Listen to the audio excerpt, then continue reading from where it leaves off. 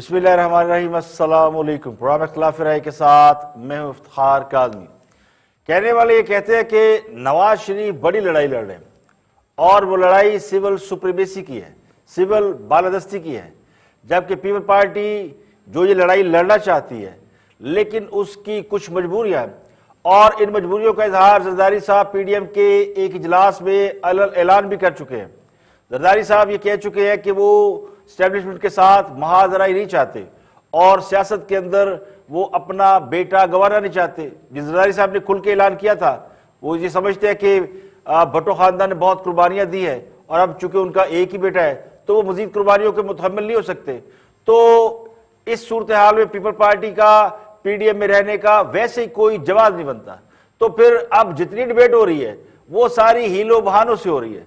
इस वक्त people party और एएनपी एक तरफ है और पीडीएम की बाकी जमातें दूसरी तरफ खड़ी हैं जो खुलकर एक दूसरे पर इल्जाम तराशी कर रहे हैं, जबकि इंतहाई कमजोर इत्तेहाद पर खड़ी हुकूमत में एक और ग्रुप जहांगीर तरीन की शक्ल में सामने आ चुका है, जो जिसके बारे में लोग कह रहे हैं, प्रेडिक्शंस कर रहे हैं कि ये ग्रुप भी बहुत बड़ी सियासी तब्दीली का बायस बन सकता है। और कहने वाले ये कहते हैं कि अगर इस वक्त पीडीएम एक होती, इख्तलाफात ना होते, तो फिर खान साहब की हुकूमत को इन हाउस तब्दीली के साथ गिराया जा सकता था। अब जहांगीर तरीन ग्रुप की बगावत के बाद अपोजिशन के लिए प्राइम मिनिस्टर या वज़ीर आला पंजाब उस्मान बुज़दार के खिलाफ तहरीक एतमाद लाना ये नंबर गेम के हिसाब से तो ठीक लगता है, यानी अपोजिशन में अगर लोग मिलते जाए तो अपोजिशन की तादाद बढ़ सकती है, लेकिन जो असल सूरत हाल है वो थोड़ी मुख्तलिफ है। वो लोग कहते हैं कि क्या इस हकीकत से कोई इनकार कर सकता है कि नंबर गेम की पॉलिटिक्स में अब कोई अहमियत नहीं रही। अगर नंबर गेम की अहमियत होती तो फिर गिलानी चेयरमैन सेनेट बन जाते और खान साहब के खिलाफ तहरीक अदम एतमाद भी कामयाब हो जाती।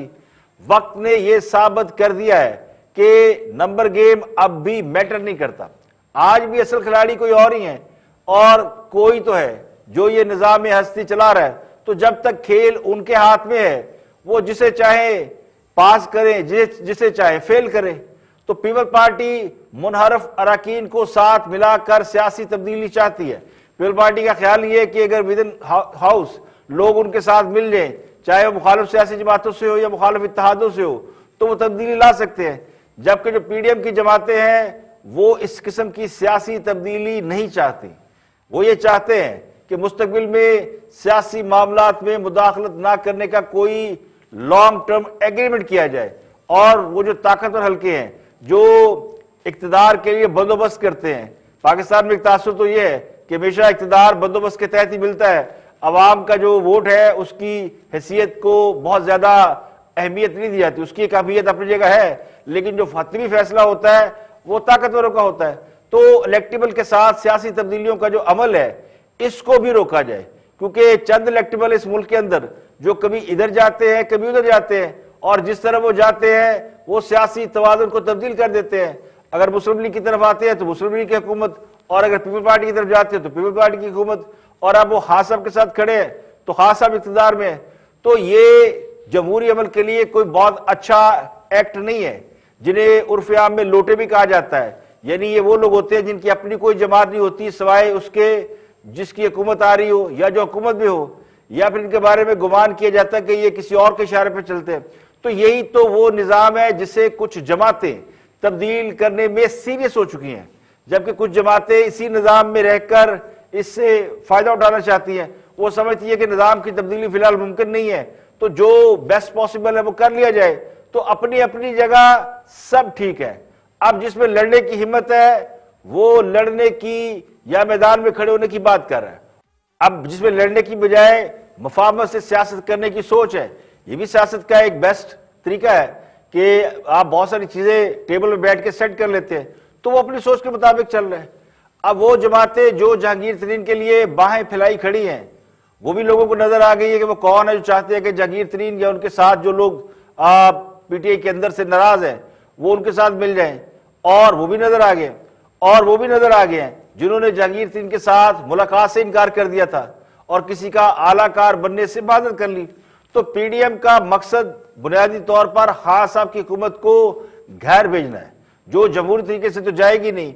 और अगर कोई समझता है कि मुस्लिम लीग नून पंजाब में हुकूमत बना सकती है और उसे पीपल्स पार्टी की बात मान लेनी चाहिए, या इस वक्त जो पीटीआई के नाराज लोग हैं उनको साथ मिलाना चाहिए। तो ये बड़ी आसान सी इस वक्त सूरत नजर आ रही है कि जहांगीर तरीन का ग्रुप नाराज है और पीडीएम पंजाब में, यानी अगर पीपल्स पार्टी और मुस्लिम लीग नून वैसे एक सीधी जमात है तो ये सब मिलकर उस्मान बुज़दार को चलता कर सकते हैं क्या? तो सवाल ये है कि क्या इससे कोई बड़ा मकसद हासिल हो सकता है?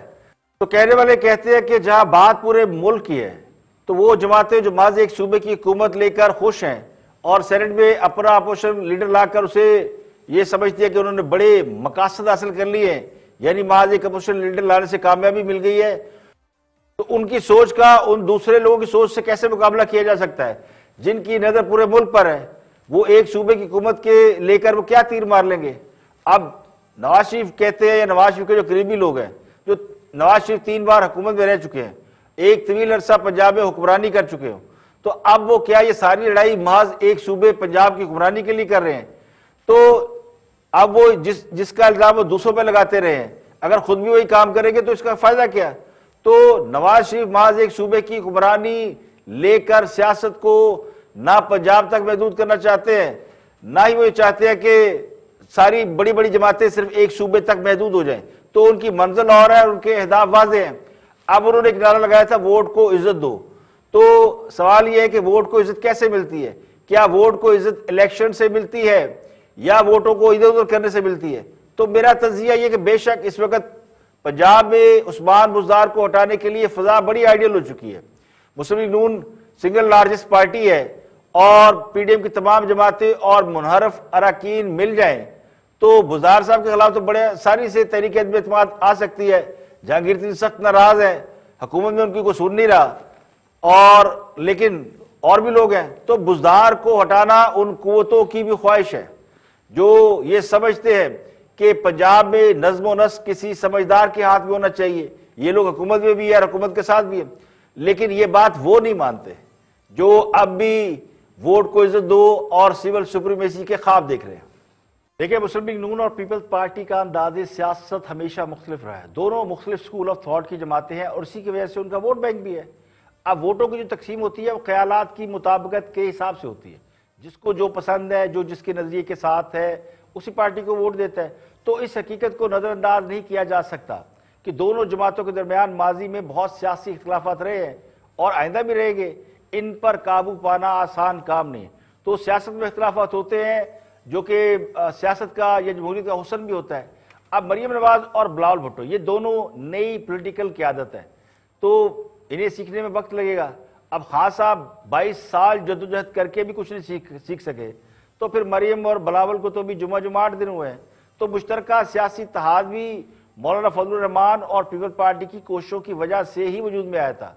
तो पीडीएम बनाना अपोजिशन जमातों की एक वक्त में मजबूरी बन गई थी, क्योंकि सारी अपोजिशन अलग अलग थी, तो हुकूमत उन्हें दबा रही थी, उन्हें दीवार से लगा रही थी, उन्हें मार पड़ रही थी।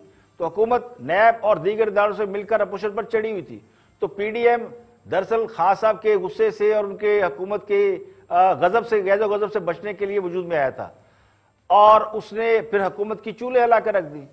जो उसमें जो बहुत बड़ा जो ड्रास्टिक चेंज था वो नवाज शरीफ का जारखाना अंदाज था, जिसकी वजह से बहुत सी ताकतों को लेने के देने पड़ गए। मौलाना फजलुर रहमान ने भी पहली बार खुलकर एस्टेब्लिशमेंट से ये मुतालबा किया था कि वो खुद को सियासी मामला से अलग करें। तो ये बहुत इस प्लेटफॉर्म के ऊपर से बहुत बड़े बड़े काम हुए और उसका फिर अमली मुजाहरा भी देखने में आया।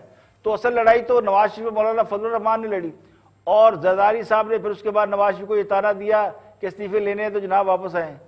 ये मरियम नवाज का जो रिएक्शन आया ये उसके बाद आया, तो ये फितरी अमल है।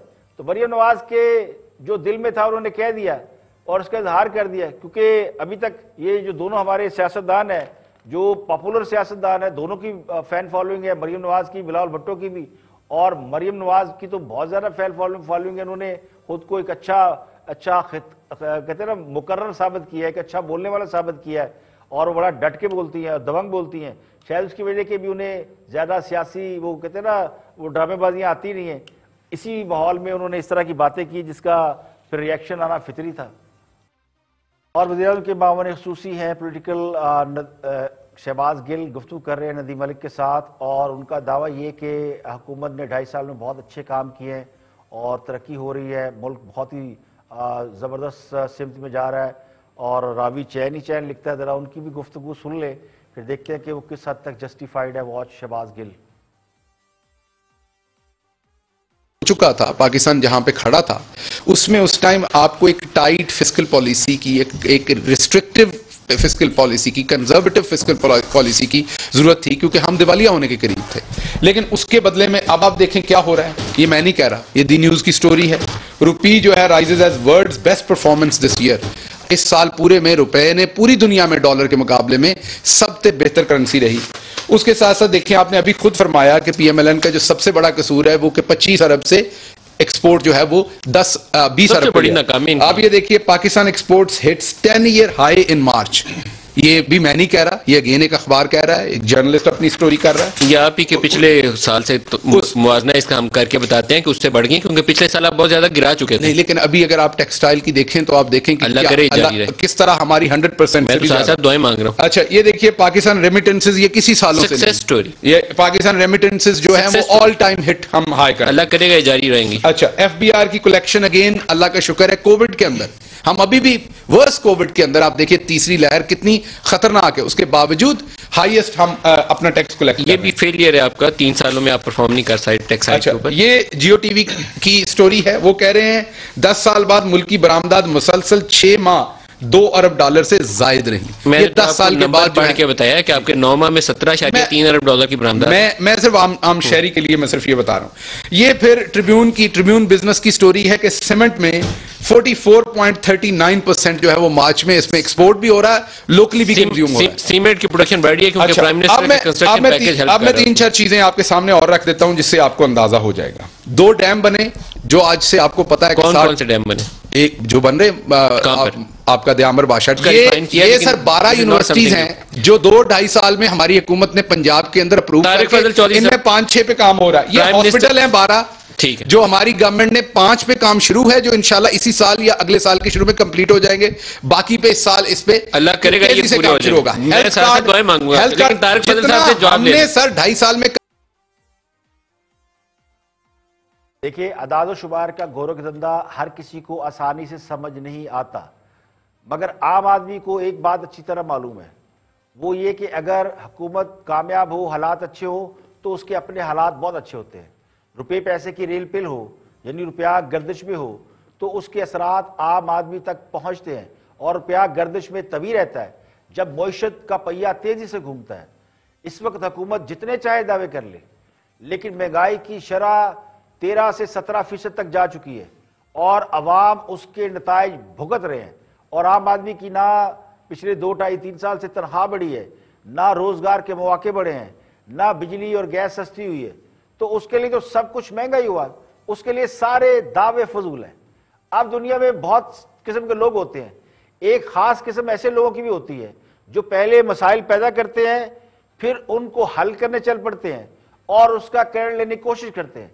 तो हुकूमत आज जिस तरह मुआशी इशारिये बेहतर होने के दावे कर रही है, उनको ये भी बताना चाहिए कि ये मुआशी इशारिये खराब किसकी वजह से हुए। जब खान साहब की हुकूमत आई पहले 2 साल में, पहला दूसरा साल, उसमें सारे इंडिकेटर गिर गए। अब पिछले कोई 4-6 महीने से जब से कोविड ऑफ हुआ तो मुआशी इंडिकेटर थोड़े से बेहतर हुए हैं। तो पिछले 2.5 साल में वो तमाम मुआशी इंडिकेटर जो नेगेटिव हो गए थे, आज उनमें जरा सी बेहतरी आ गई है, तो उनका कैंडल लेने की कोशिश की जा रही है। अब एक दावा ये किया जा रहा है सीमेंट बड़ा बिक रहा है, तो उसकी सादा सी वजह है। देखिए, पहले दिन हमने खान साहब से कहते हैं कि खान साहब कंस्ट्रक्शन इंडस्ट्री बहुत बड़ी है, इसको फैसिलिटेट करें और ये आपको बहुत ज्यादा हेल्पफुल होगी। लेकिन जब खान साहब हुकूमत में आए तो जितनी कंस्ट्रक्शन हो रही थी वो बंद हो गई, जितनी हाउसिंग सोसाइटियां थी उन्होंने काम रोक दिया, और हाउसिंग सोसाइटियां और कंस्ट्रक्शन में लोगों ने बड़ी इन्वेस्टमेंट कर रखी है, तो इन्वेस्टमेंट ब्लॉक हो गई। तो ये वजह थी। तो पिछले 2-2.5 साल में जो खराब माशी सूरत हाल थी और कोविड था, तो लोगों ने पैसा बचा लिया, कंस्ट्रक्शन में कमी कर दी। आज 2-2.5 साल बाद जाहिर है फिर लोगों कब तक हालात बेहतर होने का लोग इंतजार करते, तो आज लोगों ने दोबारा कंस्ट्रक्शन शुरू कर दी है। कुछ गवर्नमेंट ने भी इंसेंटिव दिए कि जनाब रिस्टोर हो गई है तो आप करें काम इसके ऊपर। तो वो जो इन्वेस्टमेंट लोगों ने की हुई है, अब उसको रिकवर करने के लिए लोगों ने फौरी तौर पर काम शुरू किया, तो उसकी वजह से सीमेंट की मांग बढ़ी है, बल्कि कंस्ट्रक्शन की सारी चीजें थोड़ी सी अप हुई है। तो इसका मतलब ये नहीं कि लोगों के पास पैसा आ गया है, बल्कि वो जो लोगों ने हुकूमत के डर से पैसा छुपा लिया था वो किसी ने निकाल के यानी जमाशुदा सरमाया अब खर्च करना शुरू कर दिया है, वो भी अभी खुले हाथों नहीं, सिर्फ उन प्रोजेक्ट के ऊपर जो कि उन्होंने होल्ड किए हुए थे। तो उसकी वजह से अब कंस्ट्रक्शन या सीमेंट की जो है इंडस्ट्री इसके ऊपर बूम आया। लेकिन अल्लाह करे कि तमाम इंडिकेटर अगर प्लस जा रहे हैं तो अगले 2-2.5 साल में ये प्लस जाए, ये ना कि 6 महीने बाद फिर आप कहें जी कोविड की दूसरी लहर आई थी तो हम फिर नोज डाउन हो गए थे। यहाँ पे लेके एक ब्रेक, और ब्रेक के बाद वापस आएंगे और भी हम मौजूद आपके साथ शेयर करेंगे, हमारे साथ रहिएगा।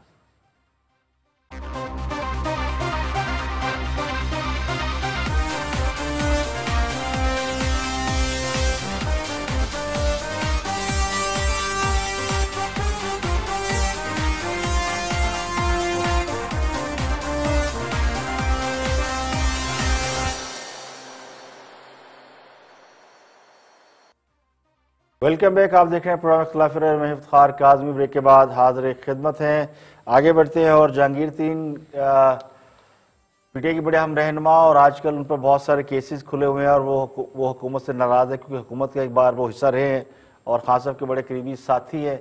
तो राजा रियाज जो कि पीटीआई के रहनुमा है, एमएनए है, वो भी जहांगीर तरीन के बड़े करीबी साथी समझे जाते हैं। तो जहांगीर तरीन और खान साहब के जो इख्तिलाफात है या जो भी मामला है, इस पर राजा रियाज अपना पॉइंट ऑफ व्यू दे रहे हैं, देखते हैं कि वो क्या फरमाते हैं। मजबूत है, लेकिन ये बताएं कि अगर वो जो ज्यादा मजबूत लोग हैं अगर वो मुफाहमत नहीं होने देते फिर क्या होगा? देखें आज जहांगीर तरीन साहब ने सबसे बड़ी बात ये कही है कि मैं तरीके इंसाफ से इंसाफ मांग रहा हूं, और हम भी सारे लोग यही कह रहे हैं कि इंसाफ होना चाहिए। जो यकतरफा कार्रवाई उनके खिलाफ हो रही है, जो उन्हें निशाना बनाया जा रहा है, हालांकि वो तरीके इंसाफ के लिए उनकी इतनी कुर्बानियां हैं और उन्होंने तरीके इंसाफ के लिए जो कुछ मीर साहब किया वो ना आपसे छुपा है, ना मेरे से और ना पाकिस्तान के अवाम से। तो ये उनकी कुर्बानियों को सामने रखते हुए पीटीआई का हर नजरियाती वर्कर चाहता है कि ये मुफाहमत होनी चाहिए और उनके खिलाफ जो ज्यादती हो रही है, जो उनको निशाना बनाया जा रहा है और जो उनका यकतरफा ट्रायल किया जा रहा है, उनके बच्चों पे पर्चे दिए जा रहे हैं, मैं समझता हूँ ये बड़ी सख्त ज्यादती है। और सियासी लड़ाई होती रहती है, लेकिन मैं समझता हूँ कि इस हद तक नहीं जाना चाहिए था। जो कोई भी जा रहा है या जो भी कोई कर रहा है, मैं समझता हूँ ये बहुत अफसोसनाक है और इसकी हम तो मजम्मत भी करते हैं और खान साहब से अपील करते हैं कि आप तरीके इंसाफ के चेयरमैन हैं, आप इन चीज़ों को कंट्रोल करें और पार्टी के लॉयल लोग जो हैं उनको इस तरह दवा। वो एक शेर है ना कि मीर कितने सादा है, हुए बीमार जिसके सबब उसी अतार के लौंडे से दवा लेते। तो कहने वाले कहते हैं कि खान साहब जहांगीर तरीन से नाराज हैं, तो उसकी वो जो नाराजगी है उसकी वजह चीनी की कीमत या शुगर स्कैंडल नहीं है, असल मसला कोई और है जो मैं आगे चलकर आपको बताऊंगा।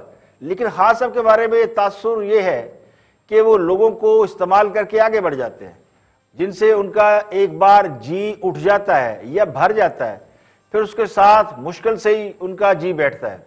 जस्टिस वजीरुद्दीन से लेकर जावेद हाशमी तक एक लंबी फहरिस्त है। इनमें बहुत सारे क्रेडिबल लोग हैं जिन्होंने ना कभी करप्शन की, ना उन पर कभी इस किस्म का कोई एलिगेशन ही लगा, मगर फिर भी वो खान साहब के गुस्से की भेंट चढ़ गए। जहांगीर तरीन साहब को बनाने की, जहांगीर तरीन जो है वो खान साहब को बनाने की कोशिश कर रहे हैं, लेकिन इसके साथ साथ वो जो दूसरा काम कर रहे हैं वो अपनी ताकत भी दिखा रहे हैं। अब अरकान असम्बली के साथ जब वो कोर्ट में पेश हुए 10-12 लोगों के साथ, तो मेरा गुमान ये है कि ये मामला भी उनके हक में नहीं गया। खान साहब को किसी ने कहा होगा देखो तरीन साहब अब हमें ताकत दिखा रहे हैं, तो आम तासुर ये है कि खास तरीन साहब का पत्ता काटने वालों में खान साहब के 2 करीबी साथी शामिल हैं जिन्होंने जहांगीर तरीन की जगह ले रखी है। अब वो खाली जगह पुर हो चुकी है। तो जहांगीर तरीन की खुशफहमी ये है कि उन्होंने खान साहब को वज़ीर आज़म बनवाया, इसलिए खान साहब को उनका एहसान मंद होना चाहिए। लेकिन खान साहब ये चाहते हैं कि उन्हें सिर्फ वज़ीर आज़म समझना चाहिए, यानी अब प्राइम मिनिस्टर है तो उनसे अगर किसी ने मिलना है तो उनको प्राइम मिनिस्टर समझ कर ही मिला है। तो खान साहब अगर चाहते तो जहांगीर तरीन की तरफ कोई आंख उठाकर भी नहीं देखता। तो असल मसला कुछ और है। एक तो मसला ये कि जहांगीर तरीन साहब पर अरबों रुपए आंख बुझाकर जेब में डालने का इल्जाम है कि उन्होंने हवा भी लगने दी, और दूसरा मसला एक पॉलिटिकल है। तो जहांगीर तरीन जिन दो लोगों के नाम लेते हैं उनमें पहले जो मीडिया पे बात थी उसमें तो शायद उनमें नाम आता था 2 वजीरों का, अब जो नाम आ रहा है वो तो खुल के खुद नाम लेना शुरू हुए हैं। वो एक तो शहदार अकबर साहब हैं और दूसरा प्राइम मिनिस्टर के जो सेक्रेटरी हैं आजम खान, उनके बारे में वो कहते हैं जी कि इनकी वजह से खान साहब और मेरे दरमियान जो बहुत सारी डिफरेंसेस आ गए हैं और फासले हो गए। आगे बढ़ते हैं और प्राइम मिनिस्टर के पब्लिक कॉल लिए जाने के मामले को बहुत से एक्सपर्ट अपनी निगाह से कैसे देख रहे हैं, उनका तजिया तबसरा सुनते हैं। हसन अस्करी गुफ्तगू कर रहे हैं थिंक टैंक में, देखते हैं कि वो उसे कैसे फोर्सी करते हैं। Watch this. मिनिस्टर ने बात की है तो जी पार्लियामेंट में करनी चाहिए थी। देखिए ये एक अच्छा कदम है क्योंकि ये बराह रास्त हुआ है कि बराह रास्त ये जो है ना, इसमें आज के इस प्रोग्राम में जो मेरे नजदीक अहम ये बात नहीं है कि प्राइम मिनिस्टर ने क्या जवाब दिए, अहम बात यह है कि लोगों ने क्या सवाल किए। वही जो सवाल हम अपने प्रोग्राम में डिस्कस करते हैं जी, जो सवाल है ना वो कंसर्न शो करते हैं, और हुकूमत को चाहिए कि उन सवालों को इस बात पे ना उड़ा दे रख के कि जब प्राइम मिनिस्टर साहब ने बड़े अच्छे जवाब दिए, वादे कर लिए हैं, इसको छोड़ दें जो प्राइम मिनिस्टर ने कहा है। उनको सीरियस लिया जाए उन सवालों को, और उनका वाकई कोई हल जो है वो ढूंढना जरूरी। अब आइए पार्लियामेंट वाली बात जो आपने की है। देखिए पार्लियामेंट अगर पार्लियामेंट के तौर पे काम करे तब तो ये सवाल मौजू है। हमारी पार्लियामेंट का जो डिस्कोर्स है, जो माहौल है, जो वहां का हालात हैं, वो पार्लियामेंट के नहीं है। तो किसने पैदा किए ये हालात? दोनों तरफ से होते हैं। देखिए अगर प्राइम मिनिस्टर वहां जाके तकरीर नहीं करते, अपोजिशन धमा चौकड़ी तो अपोजिशन डालती है। देखिए लेकिन डॉक्टर साहब आज जिस तरह चुपते हुए सवालों का नरमी से पुरएतमादी से जवाब दिया, पार्लियामेंट में भी तो आप तहम्मुल से सुन सकते हैं ना बातें। ऑपोजिशन तनकीद करिए तो उसे बर्दाश्त करें। आपने गालबन पार्लियामेंट के इजलास देखे नहीं हैं। आप यूं करें, रिकॉर्ड निकलवाइए पुराना। जब प्राइम मिनिस्टर साहब इलेक्ट हुए थे उन्होंने एक तकरीर की थी। उस तकरीर पे जो कुछ हुआ है वो पाकिस्तान की तारीख में पहला वाकया था कि जिस दिन प्राइम मिनिस्टर इलेक्ट होता है उसको तकरीर करने नहीं देते। अच्छा। देखिए उसमें होता यह है कि दोनों तरफ प्रॉब्लम है, और जब तक ये एक दूसरे का एहतराम नहीं सीखते, जब तक जुबान में पार्लिमानी असूल नहीं आते, जब तक इखलाक और रख रखाव का लिहाज पैदा नहीं होता, पार्लियामेंट अपना काम नहीं करती। देखिए कुछ भी हो, हुकूमत की अपनी कमजोरियां हैं, खराबियां हैं, प्राइम मिनिस्टर कम जाते हैं, ज्यादा जाना चाहिए उनको, लेकिन जो स्पीकर के आगे स्पेस होती है, आप उठा लीजिए 2.5 साल में, उस स्पेस में अपोजिशन आके धमा चौकड़ी। कोई माने या ना माने, मगर मेरा गुमान ये है कि खास हम अगर चाहते तो इस मुल्क में शानदार रवायात कायम कर सकते थे, नई मिसालें कायम कर सकते थे, हजूम को कौम बना सकते थे और हीरो से मसीहा बन सकते थे। लेकिन उन्होंने हर वो काम किया जो तबाही का बाइस बन गया। अपोजिशन के साथ हद से बढ़ी हुई नफरत ने सियासी माहौल खराब किया, पार्लियामान को बेतौकीर किया। अगर खास साहब मुखालफिन के वोट बैंक का एहतराम करते, मुखालफिन का ना करते, उनको नहीं अच्छे लगते थे, नवाज शरीफ तो ना उनको अच्छे लगते, लेकिन जो वोट बैंक है उसका कम से कम एहतराम करते और इदारों को उनका काम करने देते। यानी जिनका काम करप्शन को पकड़ना है वो इदारों का काम है, तो इदारों को काम करने देते और खुद हर वो काम करते जिससे इस मुल्क की इकोनॉमी बेहतर होती, लोगों का मोरल हाई हो जाता, सनतकारों ताजरों को हौसला मिलता। हाँ साहब एक वेल नोन फेस थे, दुनिया उन्हें जानती थी, तो वो इस मुल्क के एम्बेसडर बनकर दूसरे मुल्कों में जाते और अपनी एक्सपोर्ट में इजाफा करवाते, इकोनॉमी को ठीक करते। ग्रोथ रेट 5.6% था, उसे 6 से 7% तक ले जाते, रुपए को डीवैल्यू ना होने देते, कर्जे लेने पड़े तो लेते, कर्जे सभी लेते हैं, लेकिन उन्हें उन कामों में इस्तेमाल करते जिससे तरक्की होती। साबका हुकूमतों पर के हवाले से उनका इल्जाम यह था कि वो कर्जे लेकर खा गए या उन्होंने जाती कामों में इस्तेमाल किए। तो खास सब जो कर्जे ले रहे थे उसे मुल्क की तरक्की पे लगाते तो आज मुल्क की हालत बहुत शानदार होती। हाँ साहब जब बाहर गए तो उन्होंने जाके सिर्फ अपोजिशन का रोना रोया और अपने मुल्क में करप्शन का रोना रोया। उसका नतीजा क्या निकला कि सरमायाकार जो पाकिस्तान में था वो डर के भाग गया और जिसने बाहर से आना था उसे तौबा कर ली कि उस मुल्क में जाऊं जहां पे नीचे से लेकर ऊपर तक सारे ही करप्ट है। तो खान साहब को तो सारे क्रिमिनल नजर आते थे, तो खान साहब ने इनमें से कोई भी ऐसा काम नहीं किया जो उनको हीरो से मसीहा बना देता, सवाए अपोजिशन के खिलाफ खुद भी नफरत से भरे रहे और अवाम को भी नफरत करने पर मजबूर किया, नफरत फैलाई गई। तो खान साहब के चाहने वाले उनके मुखालिफिन को चोर और डाकू समझते हैं, क्योंकि जो खान साहब ने कहना है, खान साहब लीडर हैं, तो उनके फॉलोअर्स वही मानेंगे जो खान साहब कहेंगे। तो जो सबक खान साहब ने अपने वोटर सपोर्टर चाहने वालों को पढ़ाया, उसने इस मुल्क में तकसीम पैदा की है। तो आज पूरा मुल्क सियासी तौर पर नफरतों में चल रहा है। अभी एक हकीकत है, चाहे आप कोई माने या ना माने, लेकिन ये एक तल्ख हकीकत है। अगर ग्राउंड रियलिटी जाकर देखे तो आपको यही कुछ नजर आएगा। खान साहब ने जो अब तक 2-2.5 सालों में किया, वो सिर्फ बातें की। वो कौम का पेट सिर्फ बातों से भरना पसंद करते हैं। अगर अवाम के तहफ़्फ़ुज़ात, खदशात, कंसर्न, इन सब पर गौर किया जाए तो बहुत कुछ अब भी ठीक हो सकता है। तो उनके चाहने वाले भी जब कोई ढंग की बात करने लगते हैं, कोई अच्छी बात करते हैं, लेकिन जैसे अपोजिशन का जिक्र आता है उनका चेहरा भी बिगड़ जाता है, शक्ल अजीब हो जाती है। तो ये उसी तालीम का असर है जो उनके लीडर की तरफ से उन्हें मिली है। यहां पे लेके ब्रेक, और ब्रेक के बाद वापस आएंगे और भी हम मौजूद आपके साथ शेयर करेंगे। हमारे साथ रहिएगा।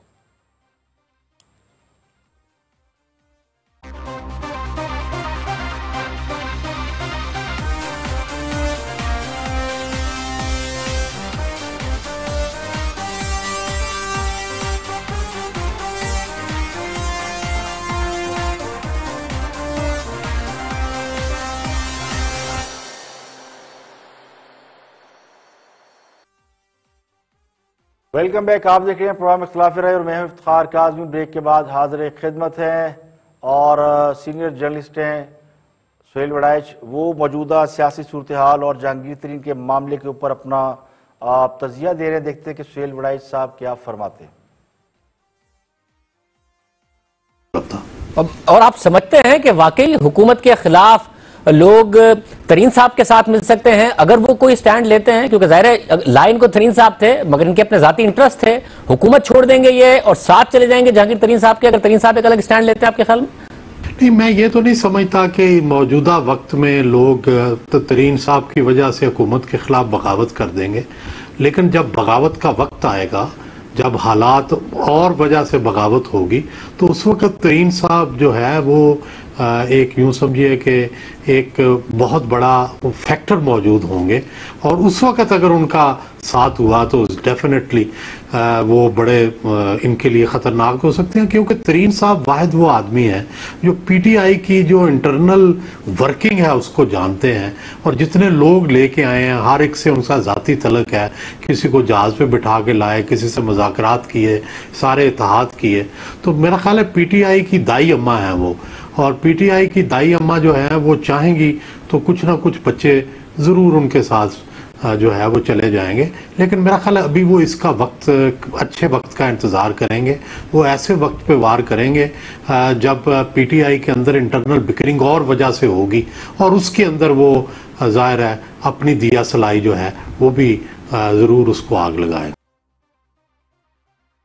देखिए, ये बात खास साहब को भी मालूम है कि इस वक्त जहांगीर तरीन को अपोजिशन की मदद नहीं मिलेगी। कम से कम नून लीग तो उन्हें अपना कंधा नहीं देगी। तो पीपल्स पार्टी का कंधा देना अलग बात है, वो कंधा छोड़ जफ्फी डालने को बेताब है। लेकिन पीपल्स पार्टी के साथ जाने से तरीन साहब को इस वक्त कोई फायदा नहीं मिलेगा। इन फ्यूचर बात अलग है। और जहांगीर तरीन साहब की इसलिए कोशिश यही है कि किसी तरह खान साहब के साथ उनकी मीडिएशन हो जाए, सुलह हो जाए। अब उनके पास जो रास्ता है वो मीडिया रह गया, तो अब वो मीडिया हाइप क्रिएट कर रहे हैं और वो मीडिया के जरिए खान साहब को ये तासुर देने की कोशिश कर रहे हैं कि वो भी फैसला कुन पोजीशन पर हैं। लेकिन खान साहब को ये इल्म है कि तरीन साहब उनका कुछ नहीं बिगाड़ सकते, क्योंकि खान साहब जो के बारे में ये इतलात हैं कि खान साहब एक वक्त आ गया था कि असम्बलियां तोड़ने के लिए तैयार हो गए थे, लेकिन उन्हें रोका गया। तो रोकने वालों ने उन्हें रोक के कहा कि जनाब कुछ काम करें, असम्बलियां तोड़ने से कोई फायदा नहीं, सिस्टम को रैप अप करने से सबका नुकसान होगा। तो खान साहब पर उसके बाद फिर जब पीडीएम में ये इख्तिलाफात शुरू हो गए हैं तो लॉन्ग मार्च और धरनों का भी दबाव नहीं है। तो तरीन साहब के मामले को अब वो अपनी ईमानदारी साबित करने के लिए कैश करवा रहे हैं, ताकि ये तासुर तो उनका कम से कम कायम रहे। ये भरम होता है ना कि हम करप्शन के खिलाफ काम कर रहे हैं, तो किसी अपने बंदे को रगड़ा लगेगा तो लोग मानेंगे कि वाकई कर रहे हैं। तो जहांगीर तरीन के बारे में ये तो सबको मालूम है कि वो करीब रहे हैं, अब वो करीब नहीं है, लेकिन जो पीटीआई के लोग हैं वो अब भी ये समझते हैं, बल्कि पीटीआई के बहुत से लोग तो डॉक्टर फरदौस आशिकवान या और बहुत से लोग अभी कह रहे हैं कि जहांगीर तरीन हमारे साथ ही है। तो जहांगीर तरीन को साथ रखकर उनकी जो ड्राई क्लीनिंग की जा रही है वो एक इमेज बिल्डिंग के लिए की जा रही है। तो आज के लिए इतना ही, कल फिर हाजिर होंगे मजीद खबरों तबसरे के साथ। प्रोग्राम इख्तिलाफ राय से इफ्तिखार काज़मी को इजाजत दे। अपना बहुत बहुत ख्याल रखिएगा।